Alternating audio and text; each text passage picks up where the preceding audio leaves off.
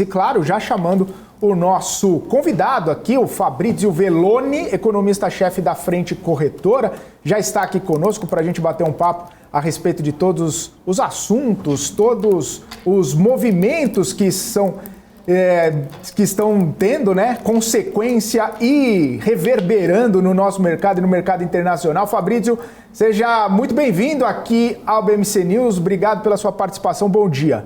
Bom dia. A gente não está ouvindo, vamos ver se está multado, se é só o nosso áudio aqui interno. Tá certo aí? Tudo certo? Show. Prontinho. Agora eu tô te ouvindo. Agora sim. Seja bem-vindo, Fabrizio. Tá ouvindo? Ah, maravilha. Estamos. Agora sim.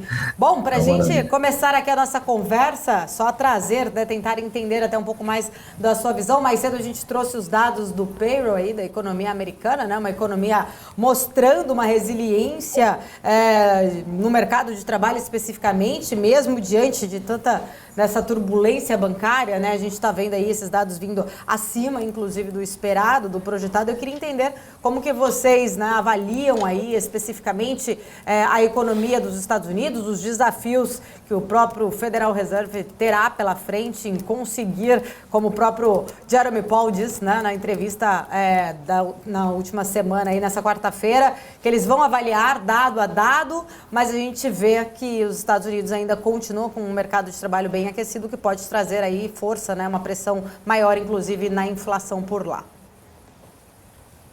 Paula, o grande ponto é o seguinte, o Fed chegou no ponto que talvez o remédio seja pior do que continuar com a inflação nesse ponto.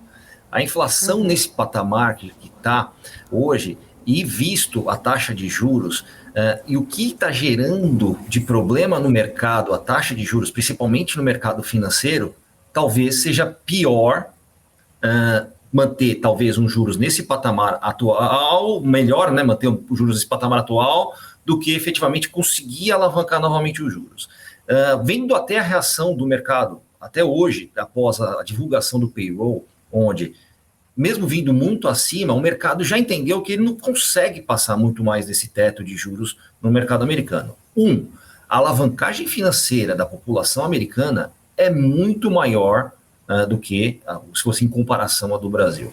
O efeito juros sobre, principalmente na ponta final do consumidor, na economia americana, é muito maior do que no Brasil. Exemplo, nós tínhamos a Selic a 2,5%, o cheque especial do pessoal estava lá em torno de 8%.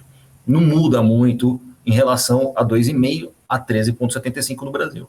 Aqui, quando você tem essa esticada de juros, principalmente no segmento de mortgages, que o pessoal, tradição aqui dos Estados Unidos, o pessoal se alavanca no cartão de crédito, depois faz um second mortgage e vai fazendo as suas liquidações durante o tempo. Esse custo ficou muito alto e isso começa a provisionar muito mais perda nesses bancos, principalmente bancos pequenos. Aqui existe muito a figura da credit union, que são pequenas cooperativas, começa a gerar a provisão de perda até, por quê? A inflação já comeu a renda de grande parte da população. 2, esse dispêndio com juros muito maior, você começa a ter inadimplência, que aqui, gerando essa inadimplência, esses bancos pequenos são os primeiros que sentem isso, tendo que remunerar mais o investidor, obviamente, por juros mais altos, e também você tendo ali essa provisão maior de inadimplência, gera esses problemas dos bancos.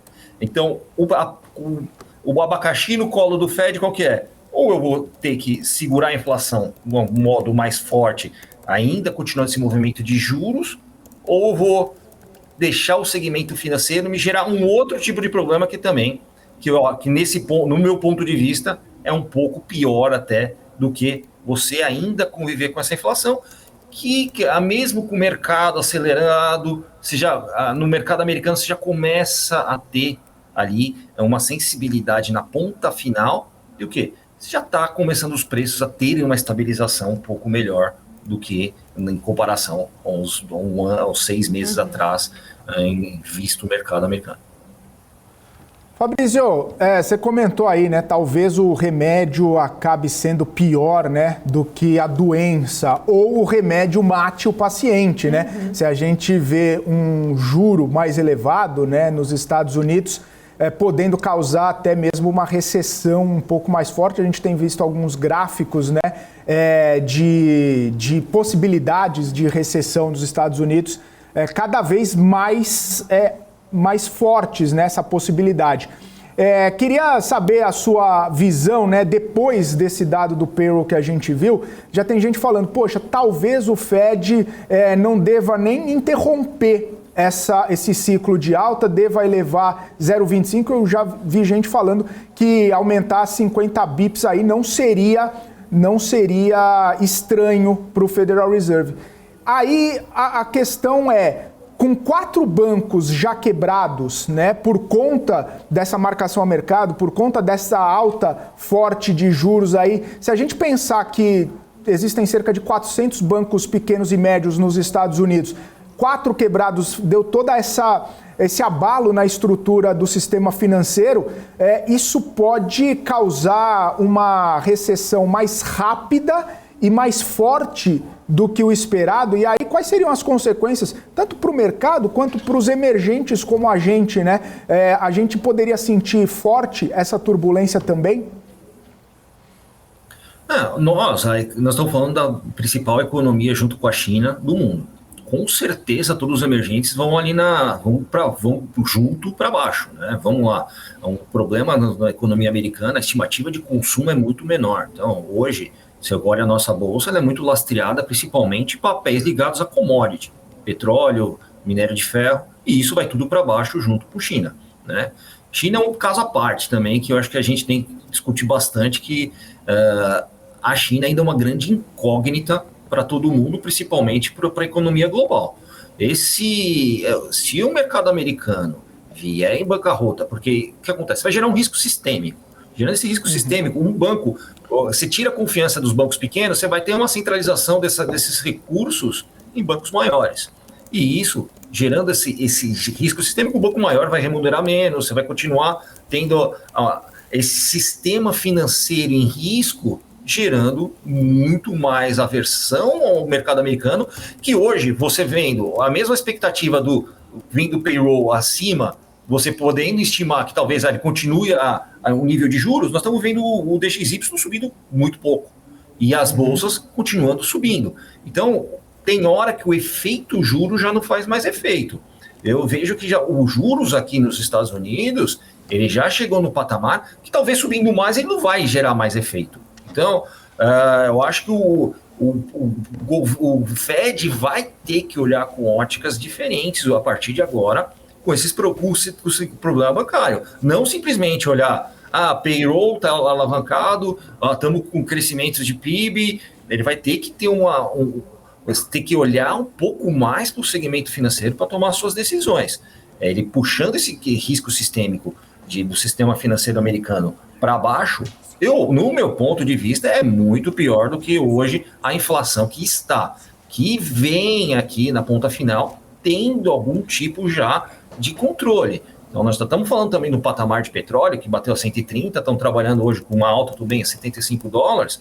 Isso também já tira um pouco de pressão em cima de combustíveis. Então, vamos falar, $75 não é um patamar que,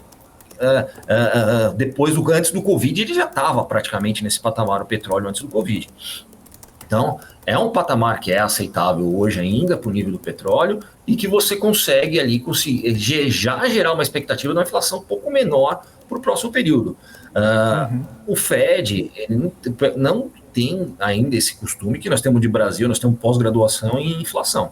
O pessoal ainda se assusta um pouco mais. Mas eu vejo que o ponto hoje dos juros, mesmo o mercado achando que ele deva continuar, eu acho que já acaba sendo um ponto que acaba gerando esse aumento de juros e vai gerar muito pouco menos efeito na economia do que se espera. Vai ser muito mais prejudicial do que se espera. Além disso, nós temos alguns segmentos específicos que já vêm sofrendo muito com juros de bens duráveis. Vamos falar a construção de new family homes, já vem caindo gradativamente há mais de 6 meses. Nós estamos vendo aqui já alguns segmentos de veículos, retails, já está começando a ter um abastecimento maior e já começa a ter uma queda na demanda. Então, esses segmentos também vão puxar para baixo a economia de uma forma um pouco mais alavancada. Então, eu vejo que no meu ponto de vista, essa subida de juros tende a se estancar. Agora, o grande ponto é ver o quanto essa desaceleração e o quanto esse sistema financeiro vai pressionar o Fed para ele reduzir ainda esse ano a curva de juros. Então, qual vai ser a expectativa, no meu ponto de vista, é de redução. Eu acho que de aumento ele praticamente acabou com o espaço dele para aumento, mesmo sendo pressionado aí por payroll, com a economia ainda um pouco mais aquecida.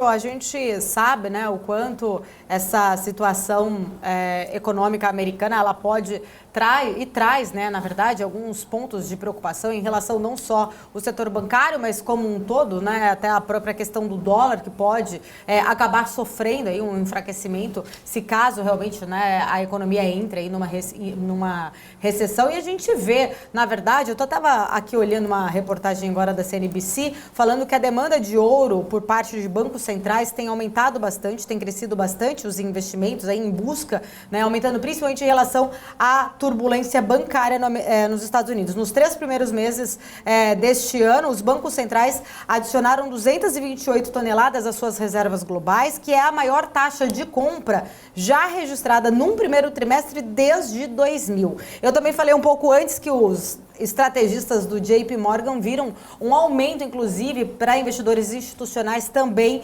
na busca pelo ouro, né? O ouro aí usado muito como reserva de valor. Eu queria entender também, né, diante dessas informações que a gente tem agora, tendo esse movimento, investidores institucionais buscando mais o ouro, os próprios bancos centrais aumentando também a sua busca aí com o ouro como reserva de valor, a sinalização, né, de que a gente estaria realmente aí até muito próximo de ver essa recessão chegando aí nos Estados Unidos?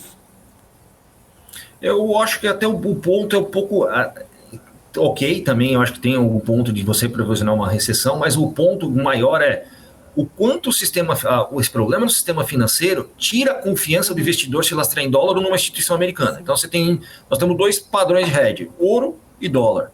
Eu vejo que hoje o padrão dólar, até por os problemas e talvez essa desconfiança do investidor no sistema financeiro americano, que pode gerar algum problema sistêmico, ele acaba correndo para o outro hedge padrão, ouro. Então ele acaba correndo muito mais para o ouro do que efetivamente para dólar. E isso hoje foi a demonstração com o payroll. Se você tem o payroll alto, você vai ter estimativa de juros maior, teoricamente, você vai ter uma maior corrida de investidores para dólar. Não, nós estamos vendo ali o DXY muito baixo, bolsa ainda subindo, pessoal saindo, entrando em papéis, não vê. Então, você coloca basicamente a alavancagem de mercado, de empresas ainda, com perspectiva de crescimento nos Estados Unidos, mas sim o grande problema é no mercado financeiro. Então, eu vejo hoje ainda o investidor com muita desconfiança para onde que vai o sistema financeiro americano. Apesar do governo ter bancado, legal, eu vou bancar todos os depósitos aí, não tem problema, não vai quebrar, eu vou enfiar dinheiro aí dentro e vai tocar. Mas ainda o investidor tem essa desconfiança. Por quê? Você continua no ciclo de juros, né? O Fed continuou nesse aumento. No meu ponto de vista, esse aumento, apesar da economia ainda estar em aceleração, foi ainda um pouquinho acima do que se podia. Tá? Então, eu vejo que o Fed, na minha análise, ele deveria ter segurado ainda em 5, desde os problemas do sistema financeiro, e talvez ali mais 0,25, se vendo que a reação do mercado. Por quê? Você pega estratégia de Brasil, estratégia de Estados Unidos, com taxa de juros. Nós fizemos uma subida forte numa vez só e estamos aí mantendo já há algum tempo. Isso já veio tendo resultado. Essa subida muito gradual, o resultado do 0,25 vai vir daqui 3 meses. O resultado do outro ponto... E isso foi... ele deveria ter subido um pouquinho, legal, vou subir para 4,5 lá em dezembro e vida que segue, de uma vez só. Então ele acabou de fazer essa subida gradual, também a queda da inflação é gradual. Então você vai ter o choque mais gradual e o resultado da subida de juros mais gradual. Eu acho que ele tem que esperar, aguardar um pouquinho mais, mesmo porque nós estamos falando ali do problema das cadeias produtivas. É superado? Mas o problema de China de cadeia produtiva a gente resolveu no setembro, outubro do ano passado, praticamente, os lockdowns de China acabaram. Então, isso Um problema que nós chamamos de quebra de cadeia de 2 anos, ele não se resolve em 6 meses. Tá? Ele vai resolver 1 ano, 2 anos, e isso vai gradativamente também abastecendo o mercado, mesmo com a economia acelerada, ela vai tirando aquele que hoje não é 100%, mas muito menor hoje, a inflação por demanda, mas ainda vai reduzindo. Inflação por serviços ainda, mas é um exemplo de Brasil. Então ainda estão sofrendo com inflação de serviços de produtos lá atrás. Vem do segmento de viagens ali, nós temos empresas hoje que estão praticamente quebrando porque venderam bastante pacotes lá hoje, a demanda hoje para todo esse serviço ainda é maior do que eles conseguem até exercer. Então, a curva ainda vai ter um tempo de alocação para conseguir absorver esses problemas que nós tivemos lá atrás. Então, eu não vejo espaço, não, no meu ponto de vista, não vi o porquê não subiria esse ponto 25 nem dessa última reunião do Fed. Eu acho que tem espaço para ele entender um pouco mais como e qual o tamanho do buraco no sistema financeiro, principalmente nesses pequenos e médios bancos.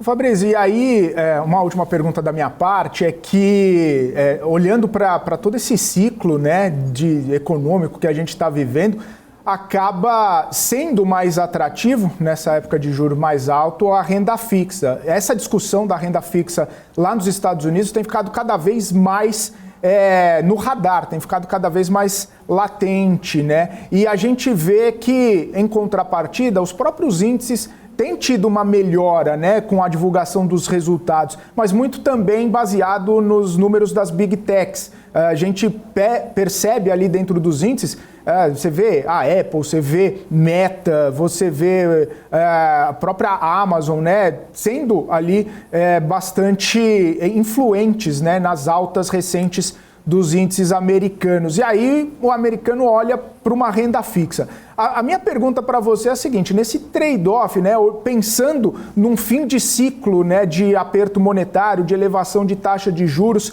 ainda fica interessante, ainda tem esse valor mais importante a renda fixa, até por conta de todas essas turbulências, né, de possibilidade de recessão, de quebra de banco, que ainda não se sabe muito bem o que tem pela frente na renda variável. Você vê que é mesmo o caminho para o investidor continuar ou pelo menos seguir monitorando as oportunidades de renda fixa. Quando a gente fala, né, lá fora principalmente, mesmo sendo a renda fixa, esse aumento de taxa de juros que acabou trazendo essa grande instabilidade no sistema bancário.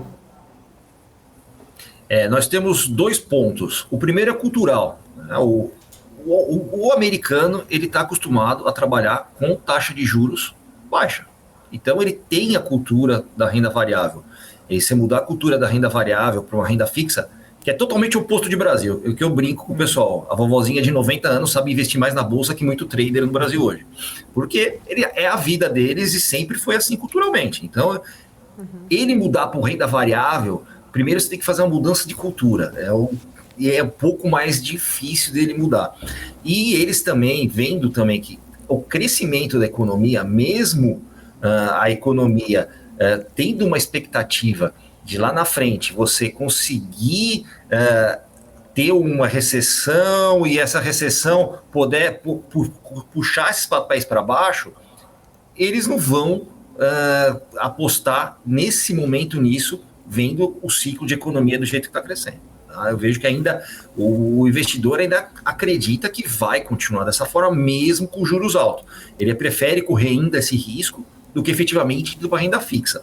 Então, tem o processo ainda deles entenderem um pouco mais. O investidor americano ele acaba sendo um pouco mais conservador nas suas tomadas de mudança de hábito, basicamente. Mais o perfil do investidor aqui que muda. Eu vejo que a renda fixa aqui ainda tem uma restrição, também tem uma dificuldade de distribuição de renda fixa até para a ponta final do consumidor final. Então, você vai hoje num banco de grande porte aqui, o pessoal ainda te oferece uma renda fixa de 4%, muito se for um banco muito bom ainda. Então, nós estamos falando aí que a própria Apple está entrando no mercado junto com o Goldman Sachs para oferecer 4,5% ao ano. Então, ainda, falando uma taxa de juros aí, de 5, flutuando de 5 a 5,25, ainda abaixo dos juros padrão. Então, se você pegar no Brasil hoje, qualquer banco te paga 100% do CDI, aí que dá quase os 13,75 aí. Então, ainda tem essa ainda está descolado bastante a renda fixa da população. Não vejo essa migração muito do investidor americano, principalmente do investidor do retail, do varejo aqui embaixo, indo para a renda fixa no curto prazo, não. Eles vão continuar em bolsa, é cultural e também até a parte de distribuição aqui é muito pouco mais complicada da parte de renda fixa. Fabrício, quero agradecer sua presença aqui na nossa programação. Já fica o convite para voltar em outras oportunidades. Muito obrigada.